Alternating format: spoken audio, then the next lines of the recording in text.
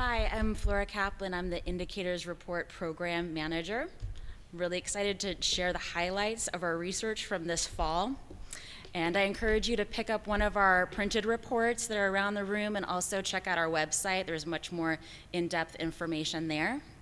So I'll start out by just explaining that our research is split into three different categories. There's economy, equity, and environment, and those are the cornerstones of sustainability. So I'm going to start out with economy.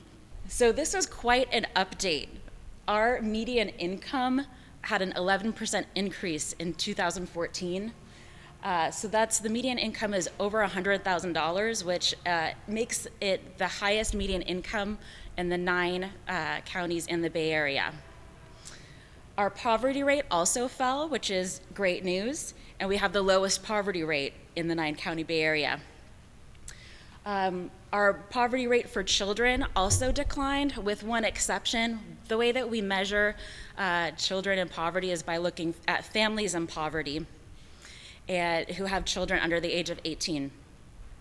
And so for one category, and that's families that are headed by single mothers, their poverty rate actually increased in 2014, which is unfortunate. But speaking of kids, we also do research on education, and this is a chart that shows the number of English learners in our county. 25% of our students are English learners, and most of them are in the lower grades, kindergarten through 4th grade. And as you can see here, the largest percentage, 75% or 72% speak Spanish. And the next topic that we focus on is environment. And so one of our updates was on solid waste. Solid waste increased as well. Over 550,000 tons of solid waste went through our systems in 2014.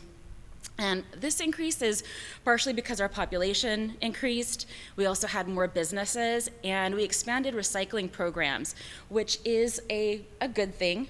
But it's also important to divert waste and use pick things that are reusable rather than recyclable, because the state of California shipped about 18 million tons of recyclable materials overseas. That's just shipping. Doesn't even include things that were sent by truck, by rail, by air. We also took a look at renewable energy. Most of San Mateo's energy comes from PG&E, and we like to keep tabs on renewable energy because it has less greenhouse gas emissions. What we saw this year is that 32% of solar increased to 32% of the energy mix, which is a huge increase. And there was a reduction in hydroelectric energy, which makes sense because we're in a drought. So presumably there's less water to use to produce energy. And that fits in with one of our key indicator topics that we updated, which was the water energy nexus. And this topic looks at how energy is used in the water process and how water is used to produce energy. For example, California, you could see from this graphic, California and the nation in general will use water in order to produce energy, mainly thermoelectric. We withdraw, I think 6 billion gallons of water in order to make thermoelectric energy.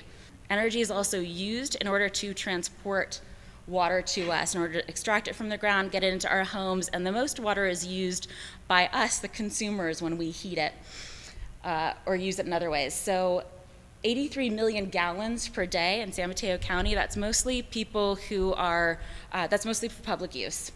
Whereas with the state, the number of gallons withdrawn is closer to 38 billion per day. We also did a little bit of research on sea level rise, and here we made some animated GIFs using the maps that are available at Our Coast, Our Future. So we encourage you to take a look at that website, but I'm not going to talk too much about that because we have an expert here who can talk to us about sea level rise. So with that, With that, I'll say thank you.